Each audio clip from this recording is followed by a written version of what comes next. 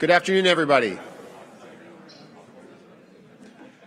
Thanks so much for joining us today for what I think is going to be really a terrific event. My name's Andrew Graham. It's my honor to be president of the Canadian Club of Toronto for this season, and it's also my pleasure to be host for today's event. We often have events over lunch at the Canadian Club. The club's been around for over 100 years, and the typical format is a lunchtime event. This is the first time I think we've had an event where lunch and how lunch is served is actually central to the theme. So I think it's really an interesting departure for us in a number of ways, and we'll get back to that in a minute. Before I go further, though, I just want to acknowledge that we're meeting on the traditional lands of many Indigenous peoples over the centuries, most recently the Mississaugas of the New Credit First Nation, on whose territory we're gathering today. We're grateful for the opportunity to meet on this land. As mentioned, I'm excited for today's event. The Canadian Club has been around for 122 years, and we're used to having presidents and prime ministers and CEOs at the podium. We've had people as august and famous as Winston Churchill, and I think today, hearing from a CEO that may not run a company as large as some of the companies that we normally hear from, I think is absolutely, though, the right thing to do for us as a club, and absolutely in the vein of what we're trying to do, which is discuss topics that matter most to Canadians. And innovation and building an innovation economy based on global companies that are headquartered in Canada is such an important topic, and one that I think is worthy of conversation today.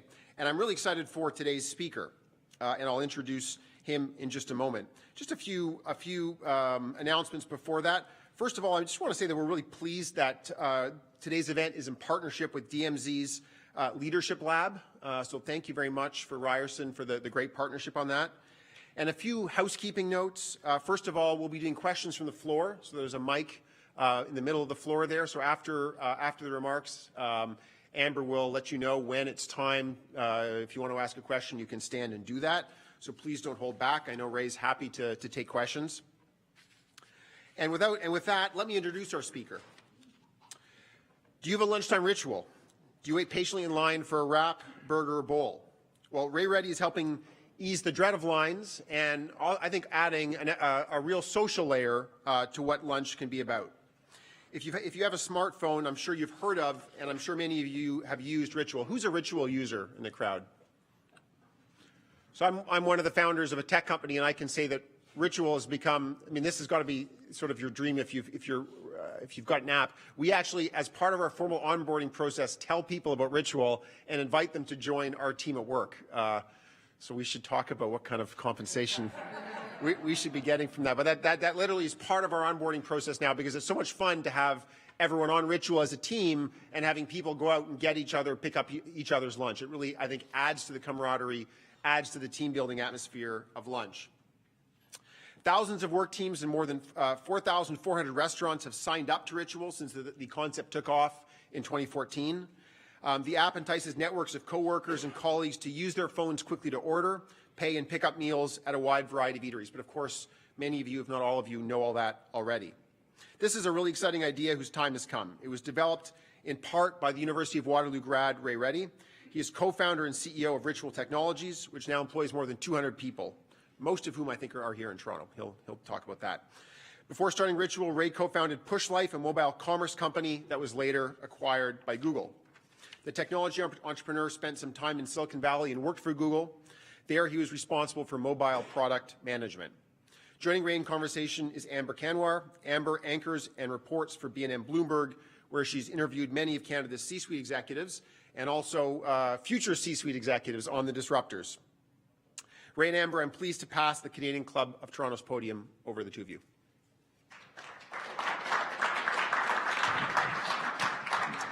Well, thank you, everyone, for being with us. And Ray, thanks so much for giving us some of your time. Yeah, no, thank you for having me and for those kind remarks, Andrew. So obviously, everybody in the room, it seemed from a show of hands, is familiar with Ritual. And what we're hoping to get at is the story behind it, the people behind it, because in many ways, this is the exact kind of success story that Canada's tech sector has been trying to foster. Somebody who was educated here, went abroad, but came back to do a startup. So maybe we could take a step back before the Ritual days and just, give us a sense of your background and the path that ultimately got you here to Ritual.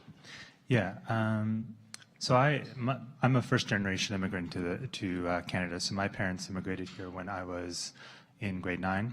So I finished school here, and I guess the way that I never really thought of myself as like wanting to be an entrepreneur growing up. I more saw it as whenever I saw a problem that I felt wasn't being solved, and I think there are certain types of problems that are good for big companies to solve, and certain types of problems that big companies just can't solve. And so that's kind of how I always looked at it, which is when there feels like there's a big problem and no one else is solving it, then we should go solve it. And I'm in a unique situation because me and my 2 co-founders actually all went to high school together, and we've been co-founders and best friends for almost 20 years now. So it's kind of an unusual partnership in that way. And still like each other. And still like each other on most days, yeah.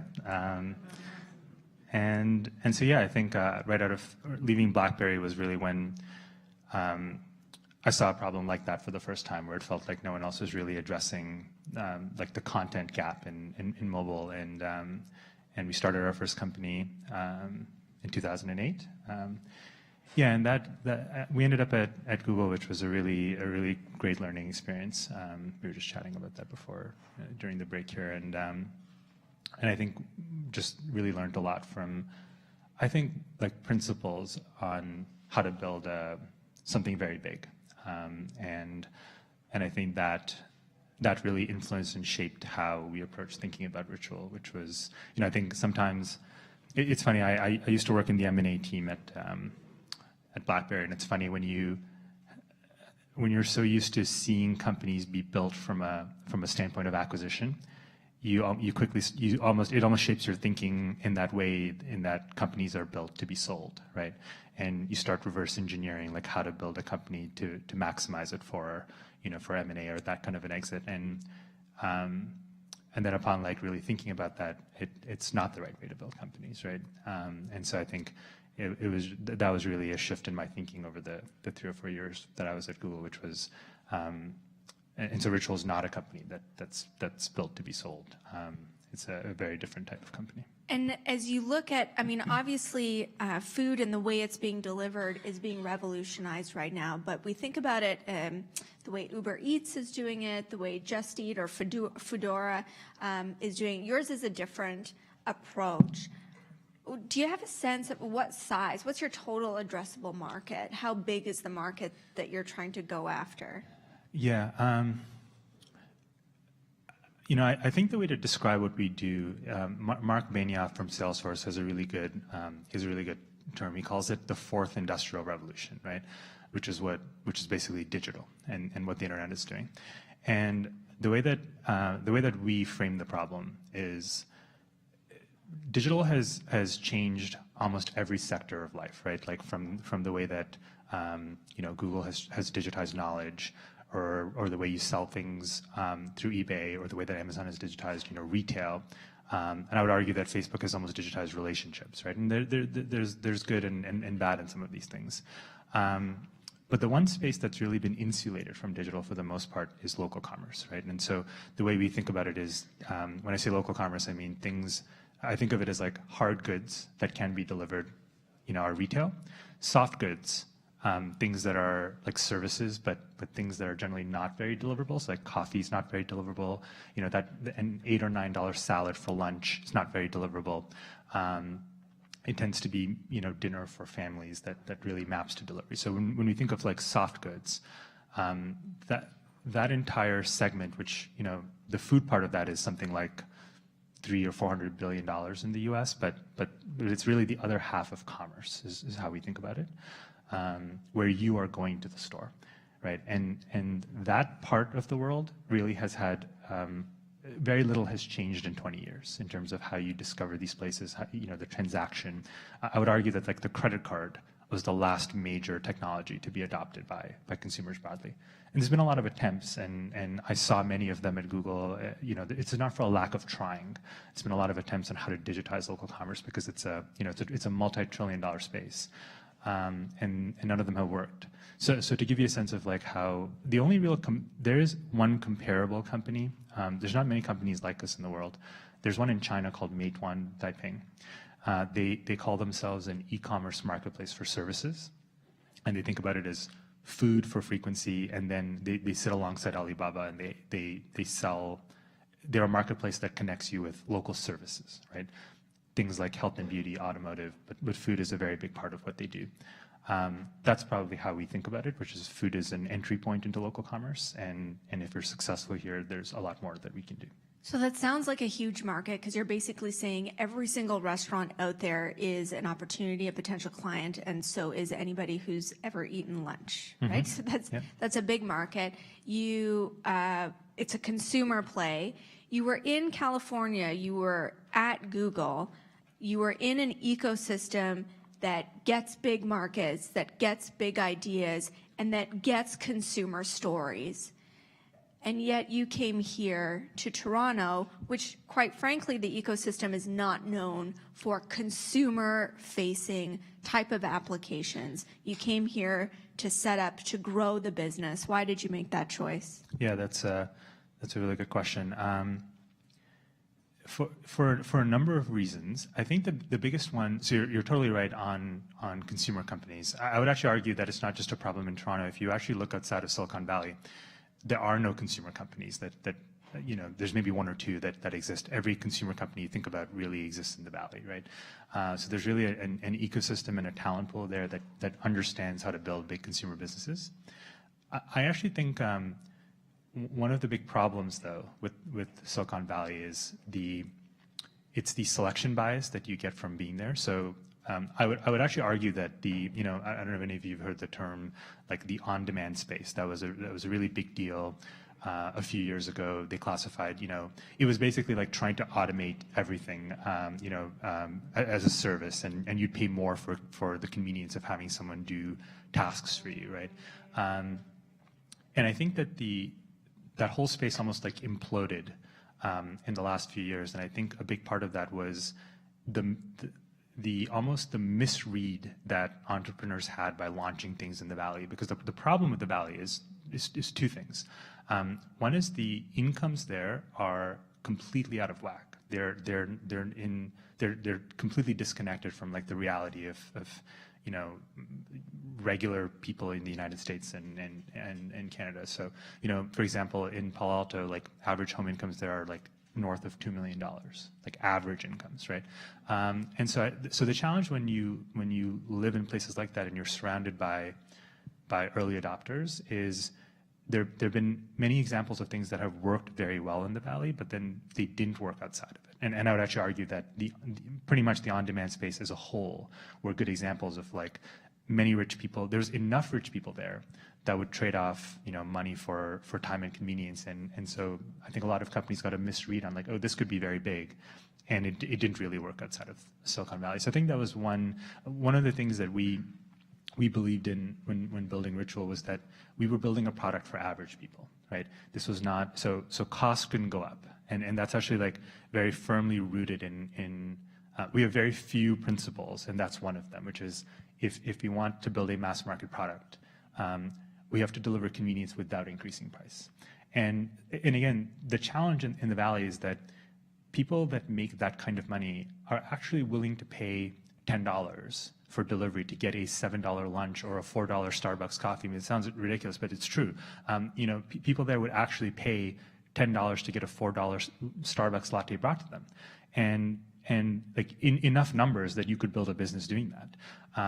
And we just feel like that's really not going to translate to any other part of the world. And also, so you can almost argue that like not only do you get a false read of it, but then sometimes things don't work in the Valley because you're not appealing to that audience that's willing to pay so much money for convenience, and maybe you're just not convenient enough. And so again, the way we thought about it was just that if we build something for we want our first city to be representative of what regular people and regular cities look like across the world. So that was one one big principle that caused us to move back here. But I think we managed to get the best of both worlds in a way. We managed to move back here, but we also, a lot of our team that started Ritual came from Google. And I think because we spent time in the Valley, a lot of our early backers and investors are Valley investors. So Greylock, led our Series A. They were, early investors in Facebook, Airbnb, like a lot of the very big consumer companies that have launched in the Valley. So we kind of still benefited from that network and that thinking, of thinking really big, the network that they had in the Valley. So we kind of had both, I would say. And I think we still do benefit from that. My co-founder Rob actually leads our SF office, and we do have a presence out there. But Toronto is where the real gravity is. And is there an advantage to being in Toronto that is over? Like you mentioned the challenges with doing it in the Valley. What is then the other side of that? The advantage of being in Toronto. Well, so I think Toronto over the last, if you look at the trajectory of tech in Toronto over the last 10 years, I think it eclipses the growth of any other city in North America. And I spend a reasonable amount of time in a number of these cities and in tech hubs across the U.S. And I think the growth in Toronto is incomparable. So it may not yet be like the most mature liquid market, but I think where it's headed, I think Toronto is legitimately be number 2 to the Valley and actually probably beat New York to it, which I don't think would have been the expected outcome even 5 years ago. So I think that was just, I wouldn't say that we predicted that. We expected things to get better, but I think it exceeded expectations.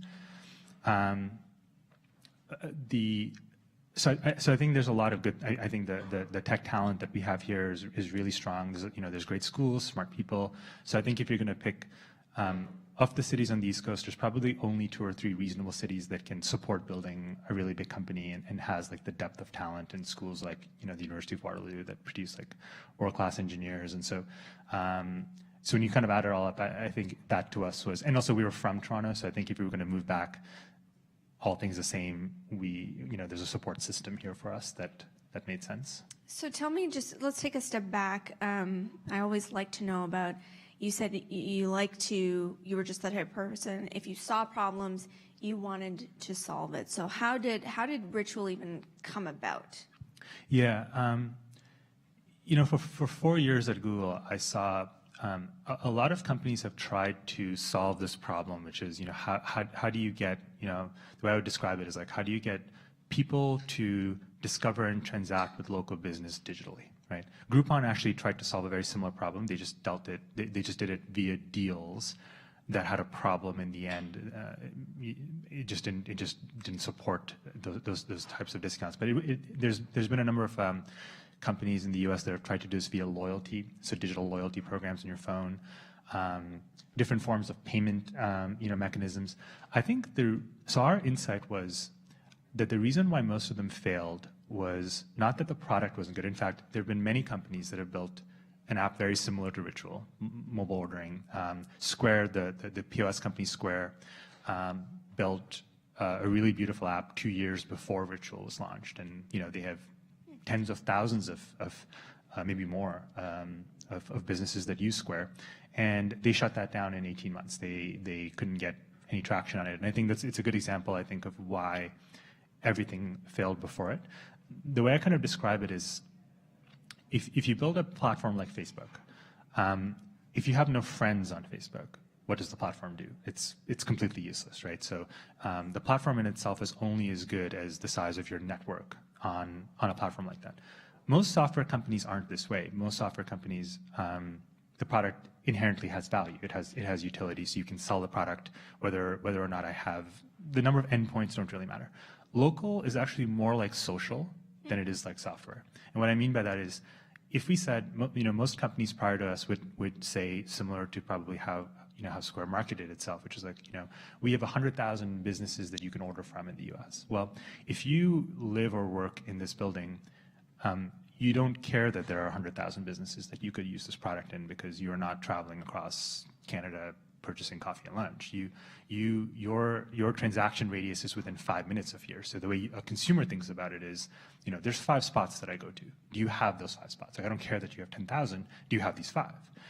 And so what we kind of learned was that you actually couldn't go broad. Going broad means you can't go deep. And so many businesses before us could say, that they have tens of thousands of endpoints locally. But the point is no one had enough density or coverage that made it actually useful for consumers. And this is actually the same reason why a lot of even some restaurants who try to launch their own app, right? They struggle with a similar problem. It's not that their apps aren't beautiful or good and some of them will work. The challenge is this, that people aren't going to download an app for 10 different restaurants on their phones. And what they really need is something that works in their neighborhood. In the same way that you have one retail app, that's Amazon, people want, one, maybe 2 food apps that they're going to use to transact in their neighborhood. And that's really what makes us, that was the insight. The insight was, and we tested it when we started Ritual. We built a very crappy product in like literally like 3 months. It looked super ugly. It was like buttons on a screen that did things, because our belief was that the product was just like a remote control for the real world, right? And what mattered was, can we get the restaurants? And we actually distilled the problem down to not just a neighborhood. We said one single building. So that we were at 488 Wellington, and there's 300 tenants in the building. And what we said was like, look, if we can't make this product work for these 300 people, and so we broke it down into a very simple problem, right? There's 15 restaurants around us. There's 300 people in this building. If it doesn't work in this micro unit, then why would it work in a larger neighborhood, and why would it work in a city or a country or across the world, right? So I think we were able to take this like really difficult, overwhelming problem of local commerce and say, let's just make it work for these 200 people with these 15 restaurants. And that ugly V1 app worked really well. To date, it's one of our strongest cohorts. So you've raised how much to finance your growth? We raised over $100 million. Over $100 million to finance your growth. I'm curious about the pushback that you got, because you really clearly spell out a problem and you really insightfully tell us how you solved it in what seems like a pretty daunting way. But, ultimately, did somebody say to you, you're not going to get any traction saving me 10 minutes, at most 20 minutes ordering? People are not that concerned about their time. Yep. Yeah, I think this was, we got a lot of pushback from, I think being an entrepreneur is basically about hearing 9 no's to get 1 yes, right? So I think food in general, recently food is starting to heat up again, and it's starting to become a quote unquote good space. But I think in 2014 when we started, it was a bad word for a number of reasons. The food delivery companies had all raised a lot of money, and they weren't doing very well. So most investors said, well, the feedback we got from a lot of investors when raising money in 2014 was, well, but this isn't as convenient as delivery. Why would I want to go pick up food myself? And like the answer is because most people aren't going to pay $15 to get their stuff delivered. This is the problem with talking to investors in the Valley. And so, but Greylock got it, right? So I think that was like one definite thing, which was like, well, but this isn't as convenient as something else. We would definitely hear that feedback. This is part of the problem of like, you can survey customers on a product. You can't say like, hey, would you use a product if it did this? You unfortunately just have to build these things, and people have to experience it. And even if they think that they're not gonna, like it, then they start using it and they get it. So yeah, I think there was definitely a lot of, there was a lot of doubt and fear, and our conviction was very simple in it, which was most consumer products fail. All consumer products fail that don't have frequency. There's only one thing that all successful consumer products have in common, which is, and in my opinion, it needs to be almost every day. It could be every week, but most things that you use, you tend to use it every day, right? The problem with things that, it's not that the things that you don't use every day aren't useful. They just are not top of mind. And they end up in the 4th screen of your iPhone, and then when you run out of space, you delete it. So your app may get downloaded, but it won't get used if there isn't, and this is what most consumer companies are trying to solve, which is like, how do we build frequency? And what we believed in was, rather than trying to solve this through technology and product, let's just start in a space that has everyday frequency. And so that was, We'll get hungry. and food is actually one of the only things in commerce that you do every day, right? That some people do. And in fact, many customers on Ritual use us multiple times a day. It's like coffee in the morning, lunch in the afternoon, even dinner takeout is starting to, to grow on evenings and weekends. And so I think it's one of the few things in commerce that has an everyday routine to it. And that was why we just had a lot of conviction that this had to be the starting category for us. Have you spoken, I'm sure you know this, and that's part of your sales pitch, but when you're trying to sign up restaurants, I mean, you're basically telling them, let me get a chunk of your revenue. In exchange, this will bring people in the door. Do you have numbers on a restaurant or the average sales pickup that a restaurant gets when they sign up with an app like Ritual? Yeah, so we make up in some of our early neighborhoods in Toronto. We can make up 25 to 30% of sales for many of our partners. I think what's interesting is it's hard because there's so much. There's a seasonal effect, and there's a lot of things to measuring incrementality. What actually has made it really difficult is most restaurants that do Ritual also do food delivery. Okay, so this isn't really about. It's hard. For the most part, it's very rare for it to be just one service that they work with. I think what has happened as a whole is restaurant sales have dramatically increased. Due to digital and the convenience with it, a combination of, like what we believed in was if you could make something that takes 10 minutes, take 10 seconds. It just makes it more convenient. You will buy more coffee, more lunch because it's faster. Just like when the internet gets faster, you use it more. If we can speed up local commerce, you'll use it more. And we've been able to measure that through, I think what we found with restaurants is when you make up 5% of restaurant sales, it's unclear if that's incremental 5 or not. The moment you start to make up 30% of sales, it's very obvious if I've grown sales by roughly 25 or 30%, or more or not. So I think one of the things that we do is to date actually, most of our restaurant partners don't sign term contracts with us. And that's one thing that we do differently. And so they choose to be a partner every day.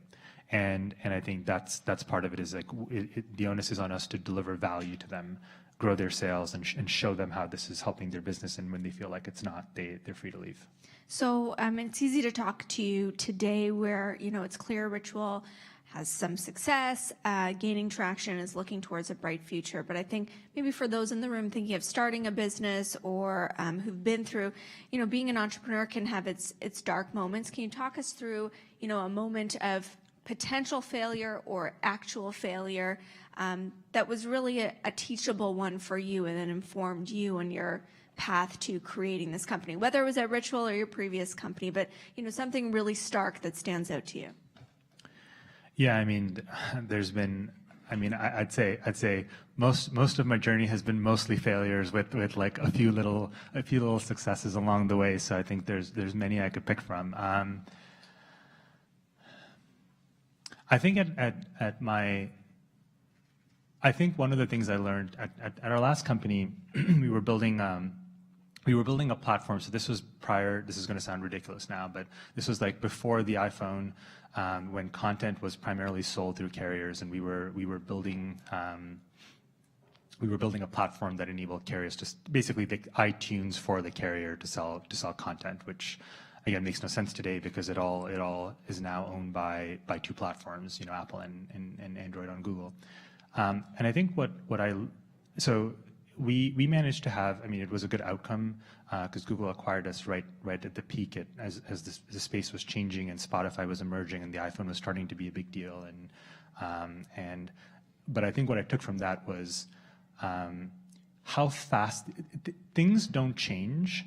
And then what's funny about like exponential growth is like when you look back, it looks like things are changing very slowly. And when you look forward, it looks like a wall. And that's the weird part about being on like an exponential growth curve. And it just made me realize like, even though you look backwards and it looks like things, just look at like Uber and how fast like it looked like this was growing, and then all of a sudden the world just moved on to like, Uber for transportation or car hailing. And I think that's what I really learned was like how fast technology can change. And even though sometimes it can feel like it's going very slow, when it hits in like a really big way and the world feels like it can change overnight. And, I think not getting caught flat-footed on that is really important. And so I actually think in our last company, we moved way too slowly.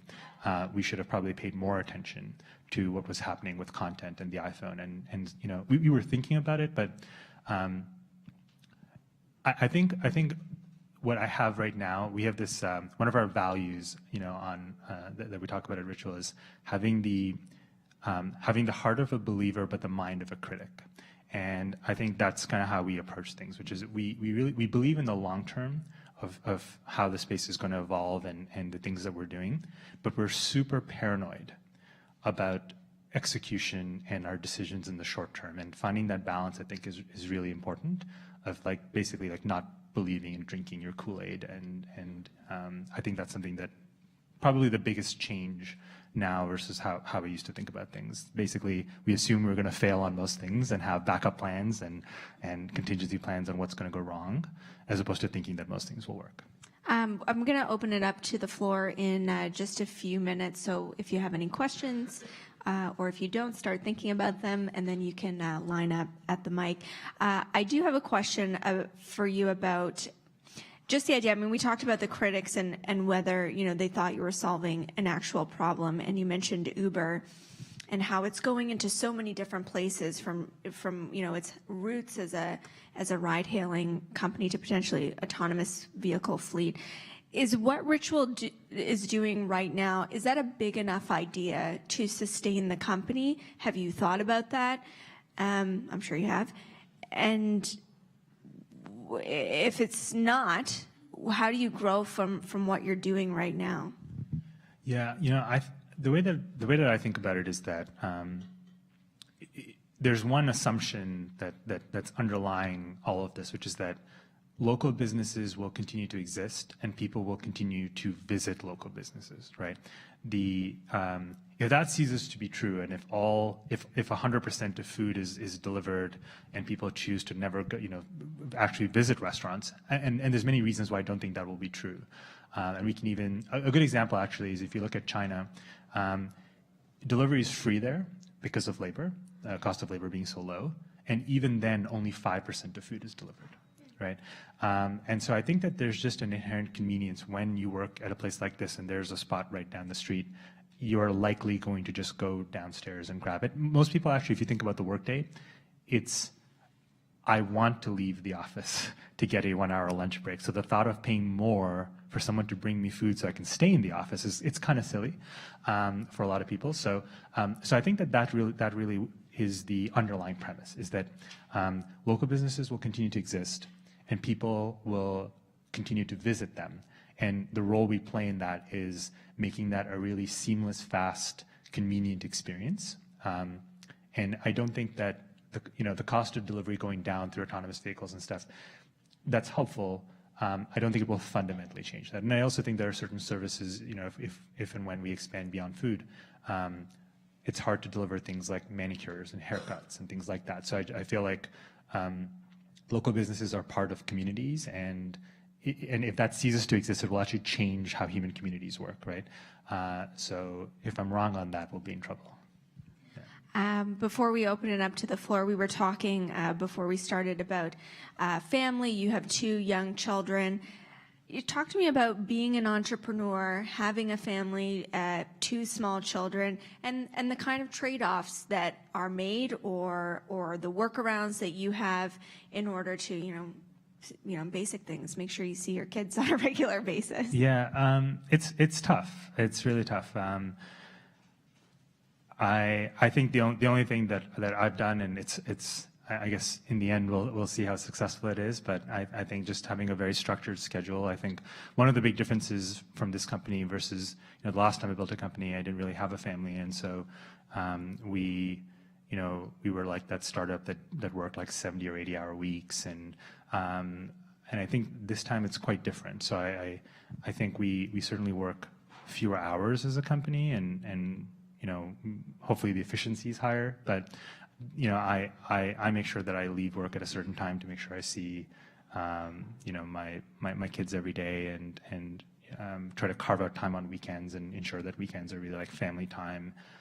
So yeah, I think it's just really drawing boundaries. And when you build something like this, there's it's just there's an infinite the amount of work to do will never end. So it's I think it's up to you on where to draw the line and decide how much when it's and sometimes it's hard. Like sometimes the right answer is to if there's the problem with companies as they're going through this phase is that they're not.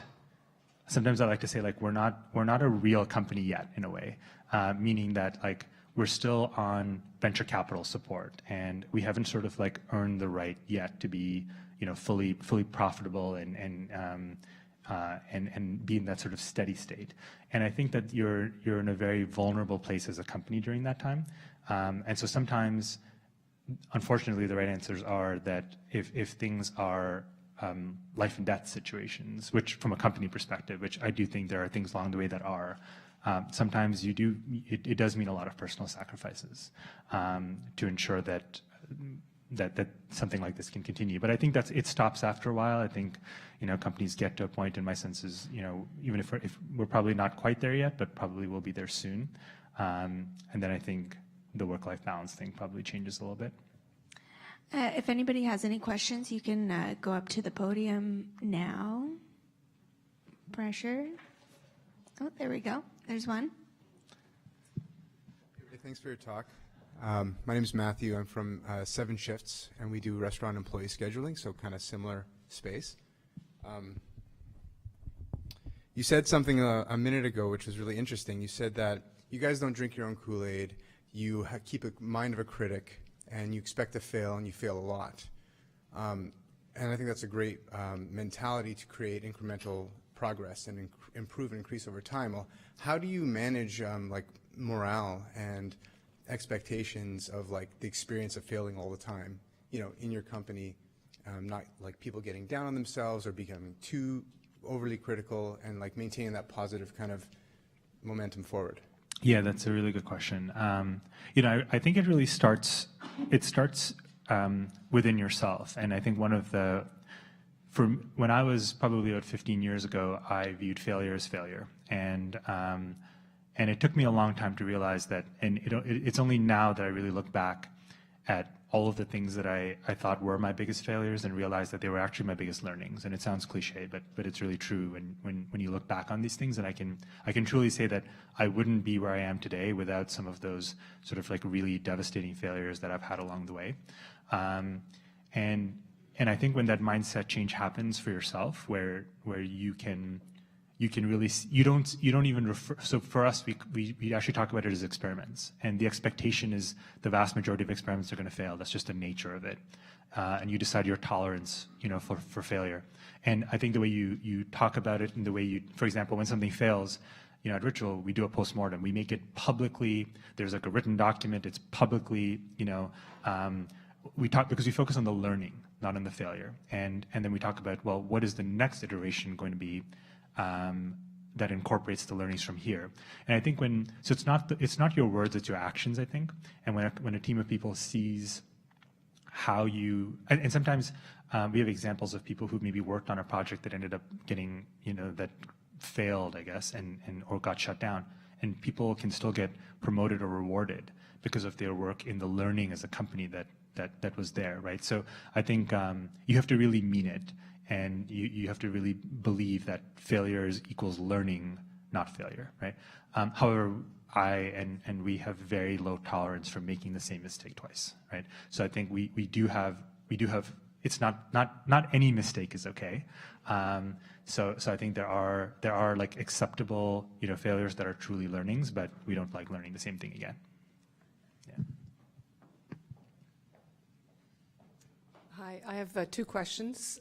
One is I'd like to understand a bit your revenue model in terms of how you make money. And 2, I used to be a restaurant franchisor, and I have to tell you that margins are razor thin. And when I think about what Skip the Dishes, for example, or Uber charges, I see margins disappearing for restaurant owners. So I think of you and your model with local continuing to exist, which I think is wonderful. But the pressures on our revenues are diminishing, whether it's rent, whether it's the new models that are getting food to people. So I'd like to understand how you see that. Yeah, that's a really good question. So our revenue is very similar to the way that food delivery companies work, except that because we don't have delivery, we don't have to pay people to move things around. Our fees tend to be 1/3 of, so someone like an Uber would charge something in the 30 to 35% range, and our fees are more in the 12% range. But what we kind of we try to find a win-win situation with restaurants. So the question is like, well, why do our fees have to look that way? It's because we have to pay to acquire customers, right? That's our cost as a technology company. And if we're paying, $10 or $20 and giving away free lunches, then we obviously have to earn a return on that.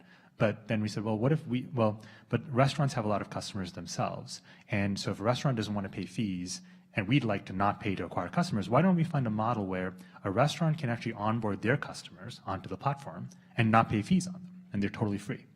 And so we're actually the only, one of probably the only marketplaces in the world that has a fee structure that is that's variable. And so restaurants all have assets in their store to promote, and that's what you'll see is a little different about Ritual versus a lot of other things, which is we have a lot of store assets. A lot of restaurants onboard their own customers onto the platform and don't pay us fees as a result on that segment of customers. And then the belief is that when we spend our marketing dollars and efforts, acquiring new customers in the neighborhood, getting companies on board, corporate programs. So we do a lot of things to increase overall food spend in a neighborhood. Then we charge a fee only on the orders that we believe are, it's not perfect. But the point is that we try to structure it so that restaurants are paying fees on incremental customers, not on their own customers, right? And I think, at least philosophically, restaurant operators get that. The tactical parts of exactly how to market and get customers onto a platform is something that we work very closely with them. So I would say there's varying degrees of success. We have partners who pay us like almost no fees because they're very bought into getting their customers on the platform. Conversely, we have restaurant partners who don't feel like it's worth the effort and time for them to market to their customers, and then they end up paying us more fees because we're doing the heavy lifting of bringing all the customers on board, right? So you end up, people end up on that spectrum. Is that process automated, or is there a sales force kind of determining which package you're going to get? It's by default off. It's the standard for all restaurants. So that is our fee structure. I would say their restaurants' participation in it can vary based on how bought in they are, into that structure. Any other questions? Thanks, Ray, for a really insightful conversation. I'm with Environics Analytics, and we work with a lot of data. And one of the things that I think is really interesting about your model is you're probably able to get some really leading indicators on what local preferences are and how they're changing and how group dynamics kind of shape those. So I was wondering how if you're using that data to drive some of your business decisions, and if so, how, and have there been any surprises? Yeah, that's a really good question. Yeah, we do we'll do many millions of transactions this year, and one of the interesting things about our platform is that it's actually down to the item level of what people buy. So it's not even transacting at a restaurant, but we know with a lot of specifics, your dietary preferences, and so there is a lot of data there. Today, we use our data primarily to help our partners improve their experience. So, one of the big changes that happens with digital is, and I think the thing that's probably going to have the most profound effect on local businesses is if you think about it like today, or just rewind maybe 4 years, how would a restaurant know if they're operating well, right? How do you know what your customer satisfaction is? How do you know what your how many orders do you make wrong? What's your error rate on orders? What is your repeat rate of customers? So if a new customer tries out, something on my menu, what's their likelihood of coming back? You don't know the answer to any of these questions, right? And actually, even rewind even more. If I'm going to open a new restaurant, because in my opinion, a lot of the mistakes are made right there. Are you serving the right cuisine type in the right neighborhood? Is this neighborhood going to support the price point that you have? Is there a better neighborhood or location for you to put this type of concept with the price point you have? None of this data exists. If you said, I want to start a restaurant here, tell me how much sushi is sold within 500 meters of here. That data isn't available today. What is the average price point of what people are willing to spend in this neighborhood versus another? That's not available today. So I think that the challenge for the hundreds of thousands of entrepreneurs who start restaurants is there's a lot of guesswork and bad decisions, not because they're not good at business. It's just the lack of data, right? And so it's a lot of like gut feel and instincts, and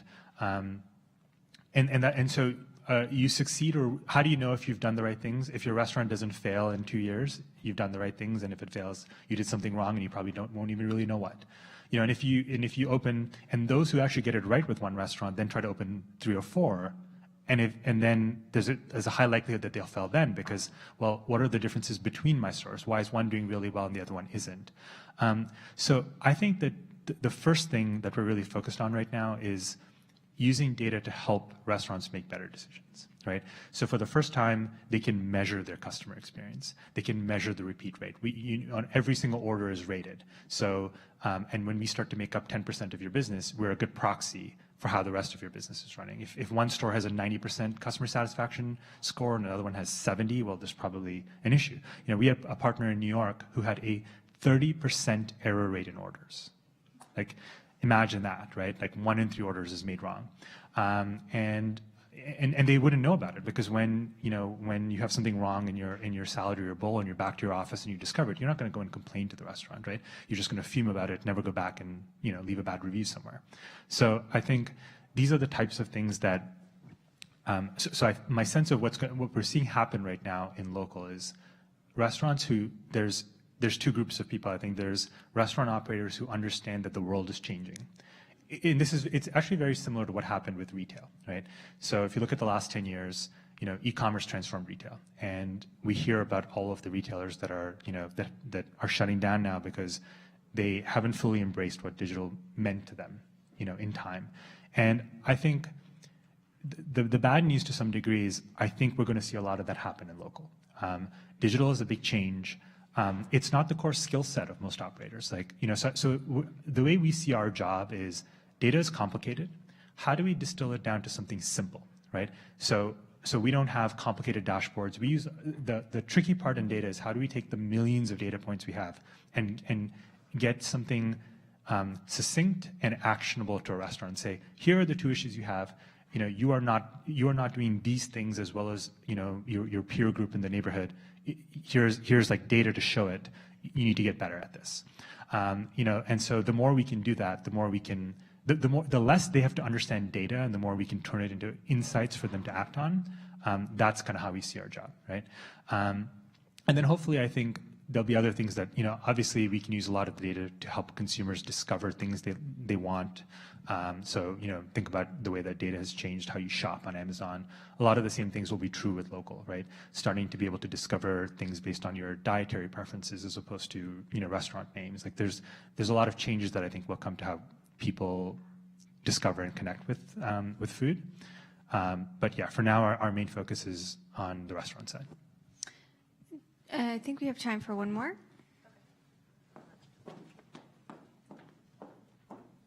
Sort of an add-on to the last question. My name's Anita McCuitt from PwC.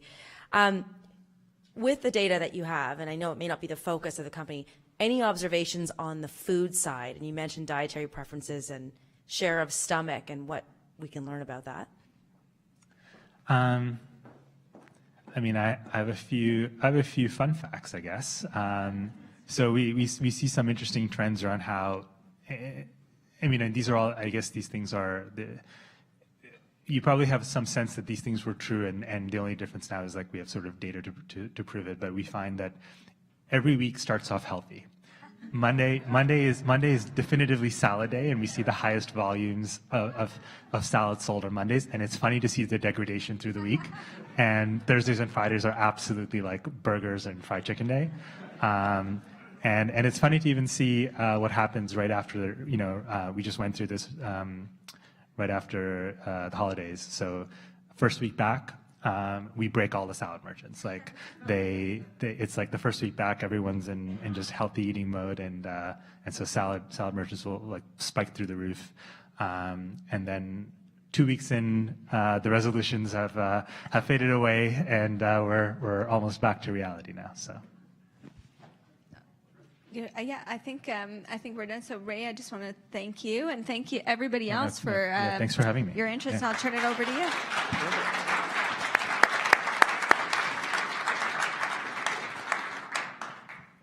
My name is John Medlin. I'm on the board of the Canadian Club, and I just wanted to extend our thanks to Ray for coming today and sharing so much about your space. I was an early ritual adopter myself, and I was talking to all my friends about it because I wanted to get the $10 free lunch for signing them up. And happened to talk to one of my neighbors, Mustafa Youssef, who's here today from Flock Restaurant, which was one of the first restaurants. And he said, I actually know Ray, if you'd like to meet him. And I was so effusive about the product, I did. And the first time I met Ray, I got it. His ability to break down the problems he's trying to solve and the way he approaches it, and how much passion he has for local commerce. And it really came across today once again. So thank you, Ray. Congratulations on your success. I think today was a great way to celebrate one of the successes of innovation and technology in Toronto, which is the fastest growing tech hub in the world, apparently. So that is a fantastic fact. We have a couple more tech-themed events coming up at the Canadian Club. So I'll touch on those. But Amber, thank you to you as well for hosting today and leading us through the discussion. Coming up on Jan 29th, it's a Tuesday, we have the Council General of Canada to San Francisco, Reina Sakar. He will be speaking about disruptive forces reshaping the future. And then the next day, on January 30th, we have William Lynch, who's the president of Peloton. For all of you spinners and cyclists out there, it's the new fitness approach and app that you get with a bike. And he'll be speaking about the growth of Peloton. So we hope you're able to attend those events as well. We'd like to thank MediaEvents.ca, Canada's online event space, and VVC for live streaming today's discussion. And thank you all for being part of this. This was a new space for the Canadian Club to try out, a departure from the Royal York, where we typically host, and it's a great way, again, to celebrate the growing tech space in Toronto. So thank you for being with us today, and we hope to see you soon. Thank you, Ray.